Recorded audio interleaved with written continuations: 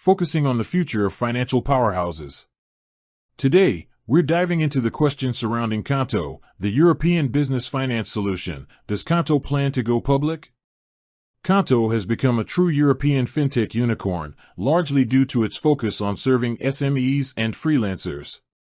It secured a massive funding round, valuing the company in the billions. That kind of valuation always raises the big IPO question.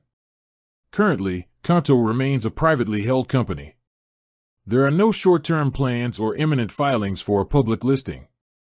The CEO, Alexander Prat, has been clear that a public offering is not the immediate priority. They are not in a rush. The company's strategy right now is focused heavily on fundamental growth and strengthening its position in the European market. They are aiming for profitability, a crucial prerequisite for a successful IPO, and working towards serving a much larger customer base, potentially up to 2 million.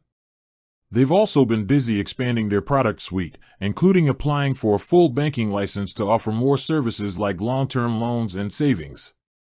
The co-founder has indicated that while an IPO might be an event 3 to 5 years down the line, they are also aware that many leading tech companies, even profitable ones, are choosing to stay private longer. So, while Qonto is building all the right foundations, profitability, market expansion, product depth, that would make it an attractive public company, the short answer is, don't hold your breath. For now, they are prioritizing internal growth and dominance in European business finance management. Keep watching this space for any change, but for the immediate future, Qonto is focused on the next phase of its private expansion.